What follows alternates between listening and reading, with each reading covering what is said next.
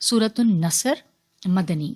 اذا جاء نصر اللہ والفتح، جب اللہ کی مدد اور فتح آ جائے، وَرَأَيْتَ النَّاسَ يَدْخُلُونَ فِي دِينِ اللَّهِ أَفْوَاجًا، اور آپ نے لوگوں کو اللہ کے دین میں فوج در فوج داخل ہوتے دیکھ لیا۔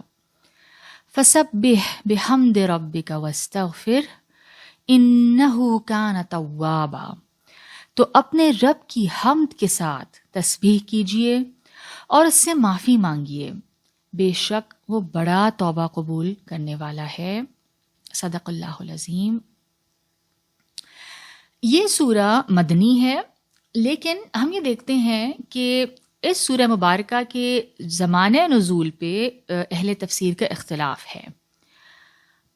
کچھ کے نزدیک یہ فتح مکہ سے پہلے نازل ہوئی، اور اس صورت میں جس نصرت اور جس یعنی مدد کی اور جس فتح جس وکٹری کا ذکر ہے، اس سے پھر فتح مکہ مراد ہے۔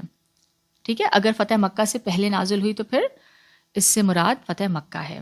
اور کچھ اہل تفسیر کا خیال ہے کہ یہ صورت فتح مکہ کے بعد نازل ہوئی ہے، اور پھر اس صورت میں جو نصرت اللہ تعالیٰ کی مدد اور فتح سے مراد کیا ہے؟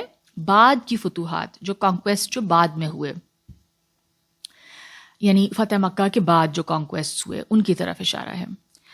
دونوں جو موقف ہیں ان کے حاملین کے پاس اپنے اپنے موقف کے لیے روایات اور دلائل موجود ہیں، سب کے پاس اپنے اپنے یعنی ایویڈنس، ان کی جو اور احادیث اور روایات سیرت سے موجود ہیں۔